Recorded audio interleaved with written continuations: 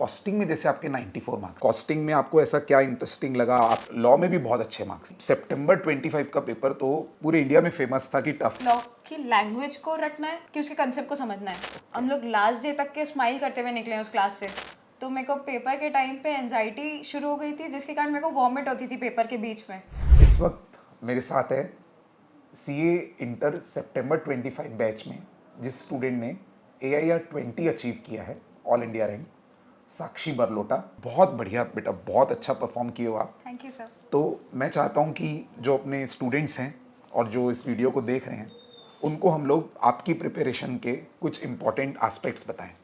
So let us start with class के दौरान आपने कैसे तैयारी की, क्लास अटेंड कैसे किया, नोट्स कौन से रेफर किए, क्या क्या चीज़ें वर्क की क्लास में आपके बारे लिए? तो सबसे पहले तो ये था कि क्लास अटेंड हर रोज़ करना है, भले रो के आऊँ या कैसे भी आऊँ, बट हर रोज़ आना है, कोई क्लास मिस नहीं करना है, क्योंकि बैकलॉग एक बार होता है तो वो फिर कंटिन्यूसली बनते जाता है। तो सबसे पहले तो यही था कि सवेरे की क्लास अगर 10 मिनट भी लेट हो रही है, बट 50 मिनट्स मेरे वेस्ट नहीं होने चाहिए उसके। देन अगर टीचर जब पढ़ा रहा है तब अटेंशन से सुनना, ताकि उसी टाइम रिटेन होते जाए चीज़ें, रादर देन उसमें डबल मेहनत करने की कि वो भी पढ़ा रहे हैं तब मैं जोन आउट हूँ और कहीं और से पढ़ रही हूँ। अगर जोन आउट होती थी तो हम लोग का ग्रुप अच्छा था तो जोन इन वापस हम लोग कर देते थे। देन नोट से रिलेटेड ये था कि जैसे अब लॉ की बात करें तो जब आप लोग बताते थे, हम लोग नोट्स साथ साथ में बनाते जाते थे, क्योंकि एक टेक्स्ट से ज़्यादा खुद का लिखा हुआ ज़्यादा हम लोग को अच्छा आपको लगता जो था। लेफ्ट वाला पेज हाँ, खाली मिलता है वहाँ पे बहुत सारा वहाँ लिखा है पे आपने। वो बहुत हेल्प करता है, क्योंकि लास्ट डे तक के रिवीजन, अगर लास्ट मोमेंट रिवीजन भी है ना, तो खुद का लिखा हुआ बहुत अच्छा रहता है। ओके। एंड एक चीज़ मैंने ये खुद के लिए करी थी कि प्रिसाइज जितना मेरा रहेगा ना कंटेंट, उतना ज़्यादा अच्छा। मैं फैला के नहीं लिखती थी कि एक बुक में कुछ लिख रही हूँ, दूसरी बुक में कुछ लिख रही हूँ, एक ही जगह बस। Very correct, very correct. और टेस्ट, वीकली टेस्ट के लिए ऐसा था कि ऑडिट जैसे सब्जेक्ट के लिए स्पेसिफिकली बहुत इंपॉर्टेंट रहता है वीकली टेस्ट, और रहता तो सभी के लिए, बट ऑडिट में वो ज़्यादा रहता है, तो पूरा हफ्ता थोड़ा थोड़ा करके पढ़ती थी। और बाकी सब्जेक्ट्स में एक दिन पहले जो क्लास में पढ़ाते थे उसका रिवीजन, देन वीकली टेस्ट का, क्योंकि दोनों इंपॉर्टेंट था, एक चीज़ को भी छोड़ना नहीं चाहिए। ओके बेटा, अब ये बताइए, कॉस्टिंग में जैसे आपके 94 मार्क्स आए हैं, तो what thing worked for you? Costing में आपको ऐसा क्या इंटरेस्टिंग लगा? आपको कैसे कैलकुलेशंस को हैंडल किए? इतना वास्ट सब्जेक्ट संभाला कैसे आपने? क्या चीज़ थी कॉस्टिंग में आपकी जो इतने मार्क्स आए आपके? कॉस्टिंग में तो एक तो आपकी बुक पूरी सब कुछ कवर कर लेती थी, तो टेंशन ही नहीं लेने की ज़रूरत थी कभी। ओके। वो क्लास में ही आप फॉर्मूले भी लर्न करवा देते थे, और फिर आप फॉर्मूले लिखवा देते अलग से, क्लास में बैठा के भी, फिर घर में जाके भी करवा के। बस ये चीज़ अच्छा था कि जो आप बोलते थे वो मैं करती थी, उसको नहीं छोड़ा मैंने। Very important, very important. तो वैसे फिर एग्जीक्यूशन आपका बहुत अच्छा था तभी। साक्षी, ये बताइए, कॉस्टिंग में इतने अच्छे मार्क्स लाने के अलावा आपके लॉ में भी बहुत अच्छे मार्क्स हैं, और लॉ में जनरली सितंबर 25 का पेपर तो पूरे इंडिया में फेमस था कि टफ था। आप उस पेपर को कैसे हैंडल किए थे, and what worked for you in law? आप लॉ की तैयारी कैसे किए थे? लॉ की तैयारी में मैं स्टार्टिंग से सर से भी यही पूछती थी कि लॉ की लैंग्वेज को रटना है कि उसके कंसेप्ट को समझना है, और हिंदी में खुद से करना है। तो सर का हमेशा ये रिस्पॉन्स रहता था कि लैंग्वेज कभी वर्ड टू वर्ड तो रटाएगी नहीं। बिल्कुल और सही। जब ऑडिट है साथ में, तो उसके साथ लॉ में आप यही चीज़ एक्सपेक्ट नहीं कर सकते कि इसको भी आपको वर्ड टू वर्ड रटना है। तो लॉ में ऐसा रहता था कि मैं वो कंसेप्ट को हिंदी में लिख लेती थी जैसे जैसे सर बताते थे। पीएल में मैं उसी को पढ़ती थी, और जैसे एग्जाम्पल्स रहते हैं ना, तो उसको साथ में लिखती थी। उससे लॉ रिटेन रहता था। और मैं एक चीज़ ये करती थी कि जैसे मैंने पढ़ लिया, तो मैं उसके बाद सेक्शन के थ्रू बस ओवरव्यू याद करती थी कि उस सेक्शन में क्या लिखा है। इससे सेक्शन भी याद रहता है और उसका कंसेप्ट भी याद रहता है। बाकी स्मार्ट हो गया। हाँ, एक मेमोरी का उसका की पॉइंट याद रह जाए बस आपको। हाँ, बाकी अगर एकदम जब डिस्क्रिप्टिव जाना है तब उसमें तो आ ही जाता था। ओके।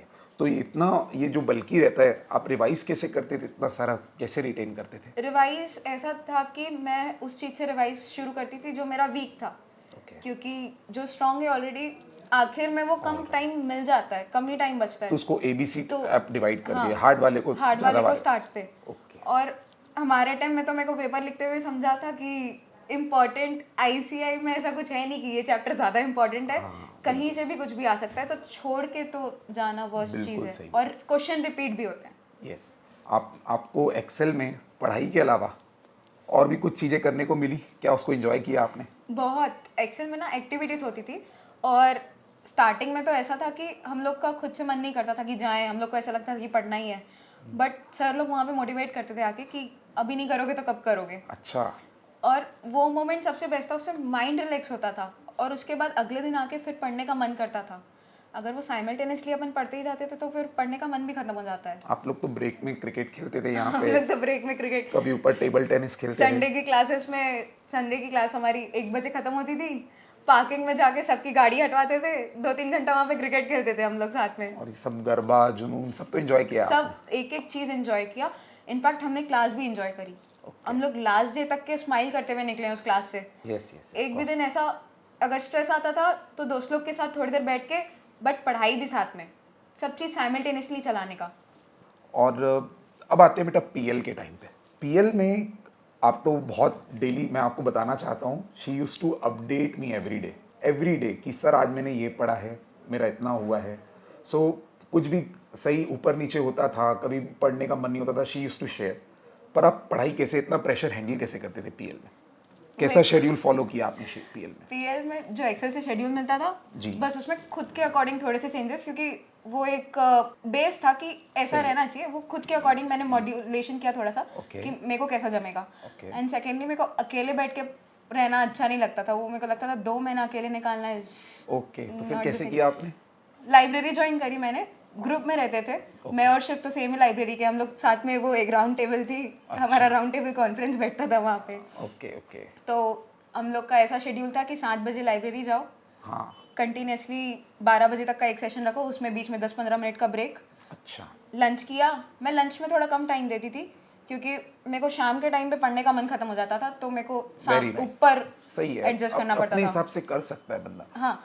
एंड देन उसके बाद सेशन एक 5 बजे तक का, 6 बजे तक का चलता था लंच के बाद का।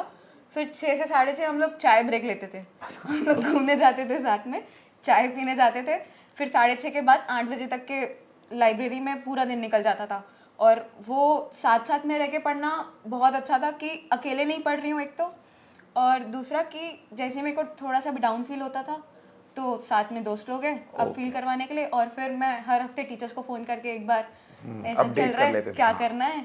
लेट नाइट स्टडी करते थे कि अर्ली मॉर्निंग?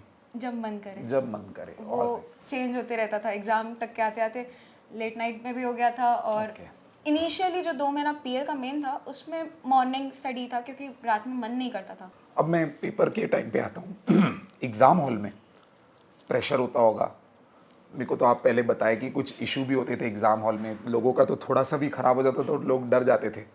आपने क्या क्या चीज़ें एग्ज़ाम में फेस की एग्ज़ाम हॉल में, वो भी सबको इंस्पायर कीजिए आप बताकर। एग्ज़ाम से पहले का जो 2 घंटा रहता था ना, मैं उसमें पढ़ाई नहीं करती थी। मेरे को उस समय चिल रहने का मन करता था कि अगर अभी चिल रहूँगी तो ये एग्ज़ाम में जाके थोड़ा काम रहेगा माइंड, अगर पूरा पढ़ते हुए जाऊँगी तो उस समय भी प्रेशर ले सकती हूँ। यस।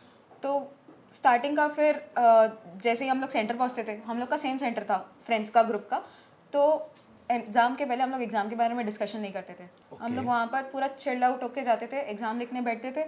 उसमें स्टार्टिंग का 10 मिनट जब बैठाते थे तब मैं आंख बंद करके खुद को याद करती थी कि क्या करना है। वो उस समय भी पढ़ाई के बारे में कुछ याद नहीं करती थी, पॉजिटिव थिंग्स मैनिफेस्ट करते थे। एंड देन पेपर जैसे ही आया, मेरा एक ये था कि मैं एमसीक्यू उठाती थी लास्ट में, मतलब 5 बजे तक के मेरा जितना डिस्क्रिप्टिव हो रहा है जो मेरे को बेस्ट तरीके से आता है उतना मैं 5 बजे तक के करती थी। 5 के बाद मेरे को अगर लग रहा है कि डिस्क्रिप्टिव में मेरे को ज़्यादा आ सकता है या एमसीक्यू में मेरे को ज़्यादा आ सकता है, मैं वो कंपैरिजन करती थी और फिर 5 बजे मैं वो चीज़ उठाती थी। अगर डिस्क्रिप्टिव में मेरे को लग रहा है कि इसमें मेरे अभी भी आ सकते हैं, एमसीक्यू में कट सकता है, तो आई चूज डिस्क्रिप्टिव। कुछ कुछ सब्जेक्ट्स में ऐसा हो गया था कि एमसीक्यू इजी आया था, तो फिर मैं एमसीक्यू करने बैठती थी। वो बीच में लेकर आने से ना, एक तो हाथ दुखने लग जाता है लिखने से, वो भी बच जाता था, और थोड़ा सा माइंड अलग हो जाता था, डाइवर्ट हो जाता था, क्योंकि लिखने में ज़्यादा सोचना पड़ता है। वेरी करेक्ट, बहुत डिटेल में आपको समझाया इन्होंने। और कुछ पेपर देने के टाइम कुछ इशू हुआ था? मेरे को लास्ट के 1 महीने में बहुत ज़्यादा हेल्थ इश्यूज हो गए थे, इन्फेक्शन हो गया था तो, और पेपर के टाइम पे, मेन पेपर के टाइम पे ना प्रेशर और ज़्यादा बढ़ जाता है, तो उससे और हेल्थ डिटोरिएट होती है। तो मेरे को पेपर के टाइम पे एंजाइटी शुरू हो गई थी, जिसके कारण मेरे को वॉमिट होती थी पेपर के बीच में। बट वो चीज़ को मैं ऐसे हैंडल करती थी कि काम रहना है, क्योंकि पेपर मेरे को लिखना है, वो तो एक फेज़ है, आज के बाद जाएगा ही, बट वो पेपर वापस नहीं आने वाला जो मैं वहाँ पे बैठ के लिख रही हूँ। So true. तो दोस्तों, इन्होंने तो देखो पेपर के बीच की एंजाइटी भी निपटाइए। एक चीज़ तो मैं आपको एंडिंग रिमार्क दे रहा हूँ, इनको हमने 8-9 महीने तक पढ़ाया एक्सेल में बोथ ग्रुप। इन लोग जैसे चिल बच्चे कोई नहीं थे। इन्होंने AIR अचीव करने के लिए ऐसा नहीं है कि बहुत ज़्यादा स्ट्रेस लिया हो, इन्होंने पूरी बैच हंसी मजाक के साथ बहुत हंसी हर एक्टिविटी में पार्टिसिपेट करके एक कॉलेज लाइफ एंजॉय करते हुए जैसा किया। पढ़ाई के समय पढ़ाई, मस्ती के टाइम पे मस्ती। तो ये चीज़ हमको नई चीज़ सीखने को मिली इनसे, इस बैच में। Thank you Sakshi for giving all the insights. Good luck for your future. Thank you very much sir. या